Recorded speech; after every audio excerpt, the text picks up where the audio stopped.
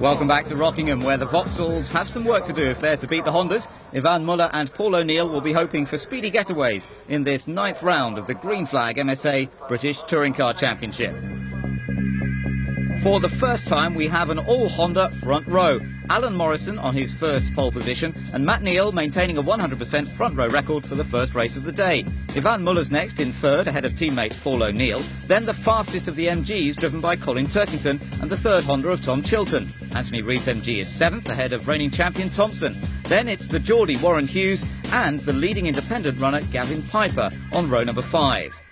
Rob Collard's similar Vauxhall Astra is 11th, with James Kay in the Synchro Motorsport Honda Type R next. And then it's team formation for both the Protons and the Team Halfords Peugeots of Carl Breeze and Dan Eves.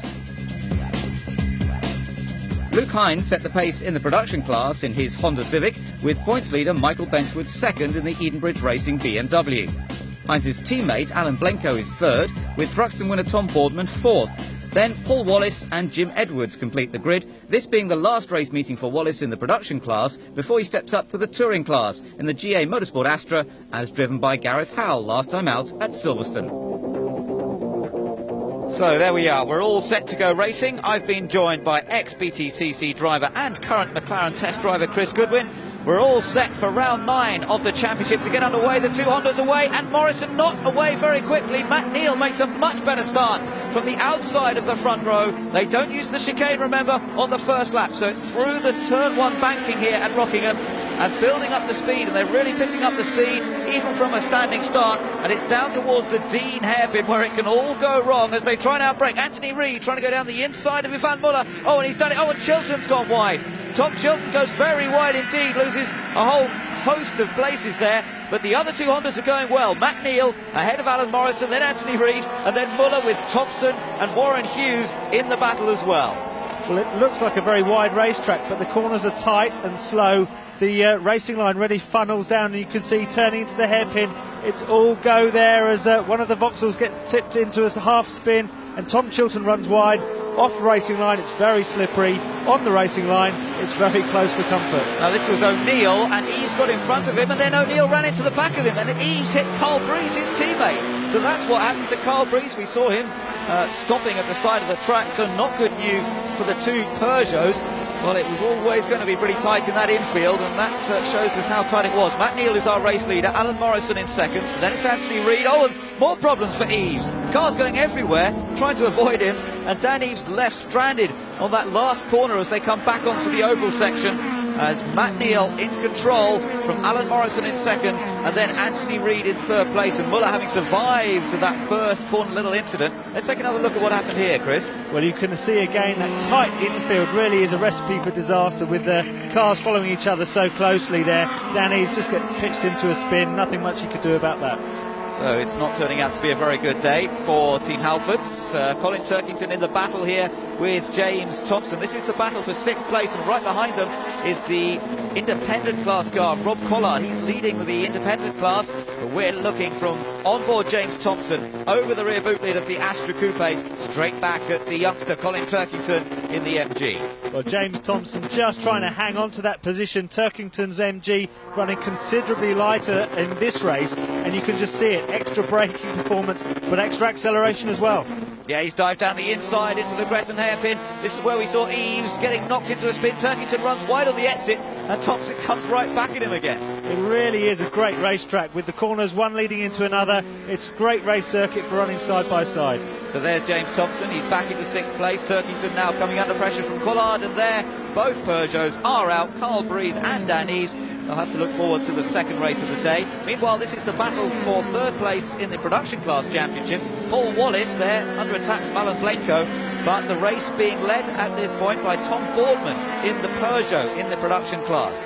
Up front overall, it's the two Hondas.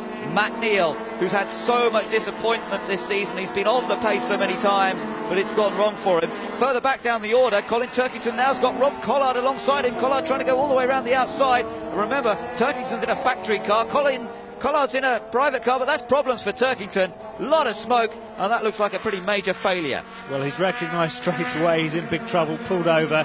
That smoke really spells one thing, that's an engine.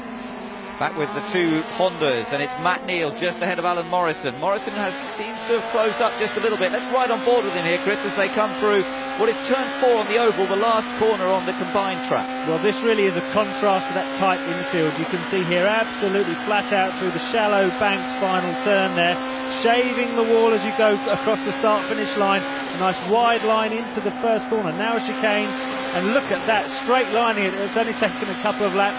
All the marker posts have gone, and look at the momentum Morrison has. He's going for it, he's going for the lead here, down the inside of his own teammate Matt Neal. He's got down the inside, just trying to grab a gear to get it turned in as he comes through Dean Hairpin, and he's still challenging, but Matt Neal's still with him. Matt Neal has not been beaten yet. He's got the inside line for the right-hander at Yentwood, and Alan Morrison's got to try again up towards Chapman Curve. Will he have the inside here? Neal gives him just enough space, but Matt Neal stays in front. Well, I think that was generous driving from the teammates. They gave each other just enough space there. Matt Neal just about hanging on to the lead, but where you've got a right-hander leading into a left, it really does pay off if you can just hang on in there on the outside of one curve. It gives you the inside line and the position at the next corner. Oh, there is that smoke billowing from the car of Colin Turkington, but we've got debris on the track as well, so the safety car has come out. Well, nerve-wracking times for Michael, who runs these two Hondas, of course. They've been in position so many times this year, only for it to go wrong. Let's see where the debris came from, Chris. Well, that's the Proton in front and some debris there. Looks like the side bodywork there coming loose. And here on board with Paul O'Neill, he gets a bird's eye view and a face full of, face full of fiberglass by the look of it. Yeah, that's off David Leslie's car. They've cleared it up. So the lights, the top lights off on the safety car. That means it's coming into the pit, so we're ready for the restart. The two Hondas now, of course, their lead that they'd opened up, now closed right up. Let's see whether Anthony Reid can go on the attack here in the MG. It's still Matt Neal versus Alan Morrison, and whilst these two don't want to take each other off, I don't think there are any team orders. Morrison will be going for the win just as much as Matt Neal as they come down towards the chicane. They use the chicane on the restart. Oh, Matt Neal using all the grass and really getting away, and now it's Morrison under attack from Anthony Reid. Reid goes up wide. Oh, and he hits him. Comes across, hits Morrison, and goes into the hairpin, but he's got in too quickly, and Reid goes wide.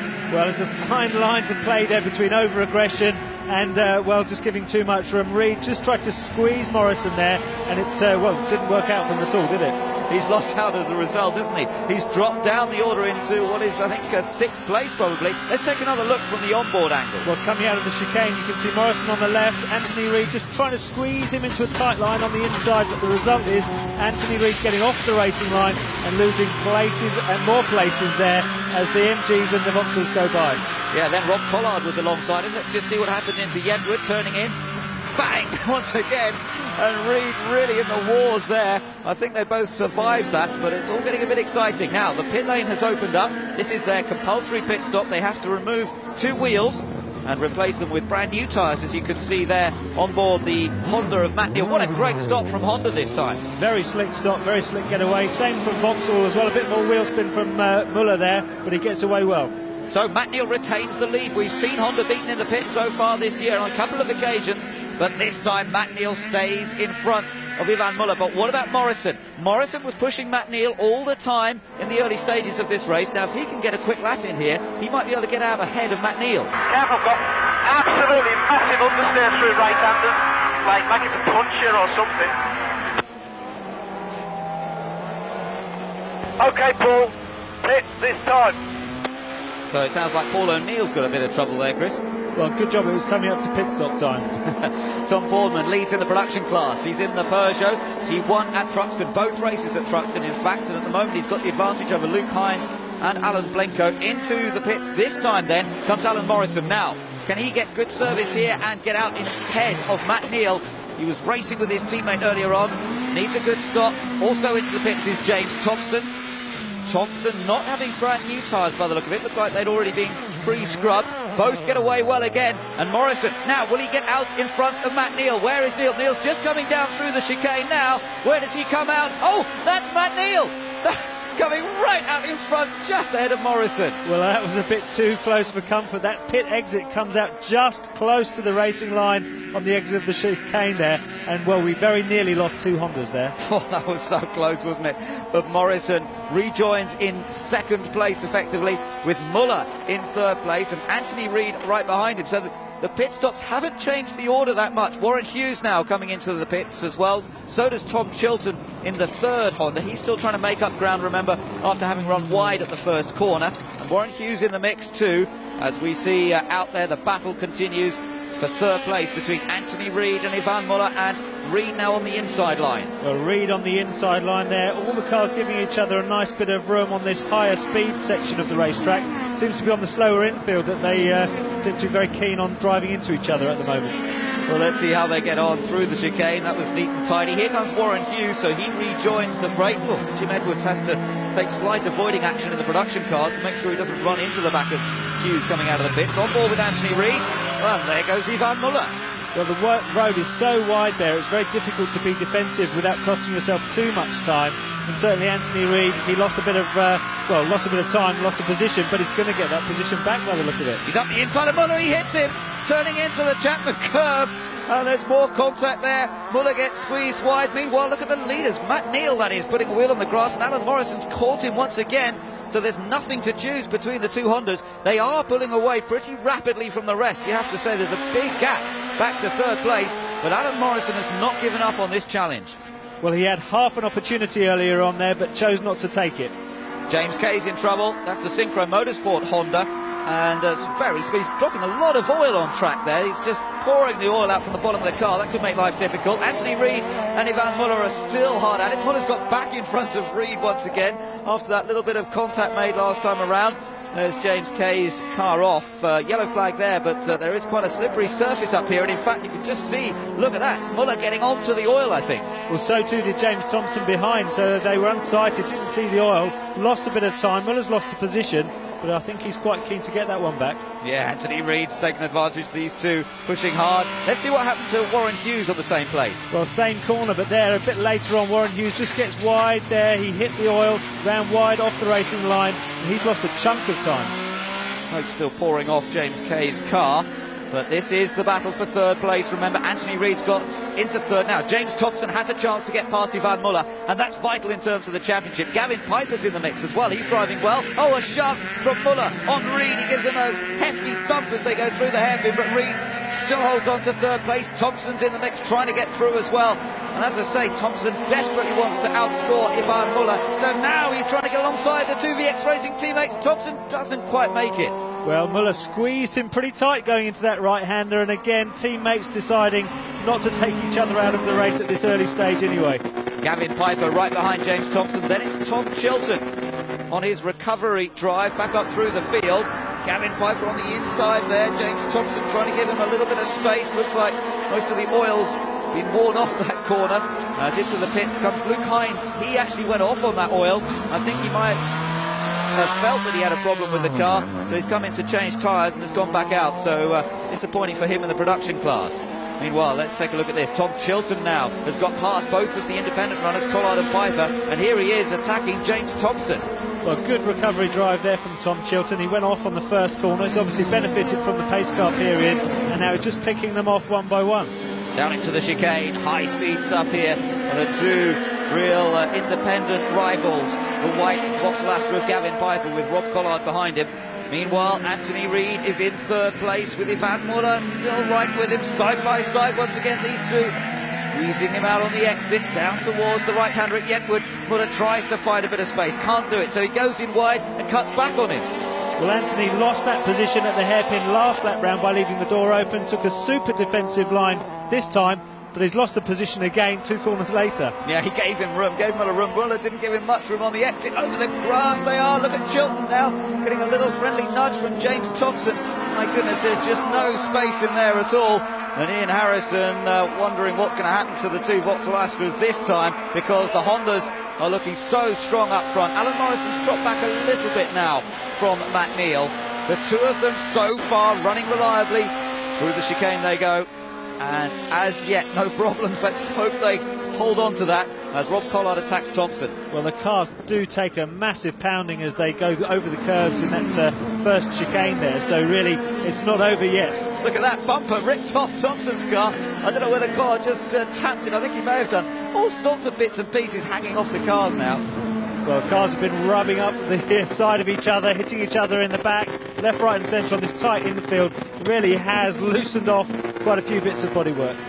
Well, Collard managed to avoid that errant bumper, and it's looking good, I have to say, for Matt Neal. The two Hondas have opened up nearly 20 seconds advantage. It's the final lap.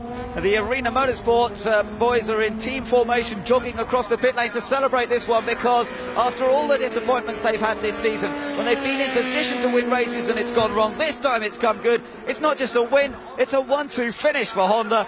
Matt Neal takes the checkered flag here at Rockingham. I'm sure he didn't start celebrating that one until he actually crossed the line. Second place to Alan Morrison, and the battle for third's changed again. Muller's in third, but fourth now is Tom Chilton. Reed has dropped several places. There is Muller, so Muller comes through in third, but Reed lost several places on that last lap. I think he may have had a slight problem, ran wide, and looked as though the car wasn't handling too well, and he's finished down in sixth place. So perhaps as a result of all that bumping and boring, in the end Reed lost out. But Matt Neal taking the victory. Alan Morrison is second, and the two of them stumped 21 seconds ahead. Matt Neal's second win of the season is backed by Morrison for a perfect 1-2, and it could have been a 1-2-3, but if Van Muller had other ideas. Chilton's recovery was impressive, but the big loser on that last lap was Reed, who dropped to sixth. Collard won the Hilton Independent Trophy. Both Protons made the finish, and Tom Boardman took his third win of the year in the production class. Matt, congratulations. It's about time, isn't it? The Irishman made me work for it, though, geez. But you had a stonking start. Yeah, if we hadn't got in front at the start, I think it'd have been gone. You know, it's his first set of tyres, he just really worked well, and he was on it. He was properly on it. He was over me like a rash, and then after the pit stop, it just seemed to come to me a bit more. He pushed for a bit, and then it just seemed to go away from him. First start I messed up this year, really, and when I needed it, I didn't get it, but that's my fault. But all congratulations to Matt. He drove a super race, and the Honda, what do you say, 1-2, absolutely fantastic. Great for Honda Racing, Arena Motorsport, everybody. Third place, I couldn't expect better than that, because the two cars on the front was 60 kilo lighter, the car behind was lighter as well. So third place this race was the best result I could expect, so I'm very pleased for that. Anthony, that was an absolutely fantastic battle for third there, but you missed out. Yeah, disappointed. One of the best races the MG's had this year. You know, we have struggled a bit with competitiveness, but we're now starting to make steps forward. And as you can see, I was right up there on the opening lap. I tried to pass Morrison for second place. We clashed and kind of bent my steering. So the car wasn't going quite as well as it should have been going. And towards the end of the race, I found myself in a battle royal with Ivan Muller and the likes. What are your thoughts for race two? I think we're going to have a very good chance, because we'll have less ballast, sixth place ballast, and if I can make the same sort of start that I made from seventh, then maybe I can get into second or even first. So I'm looking forward to it. Lovely, thank you very much. Well, we'll see how Anthony gets on in race two. Join us after the break.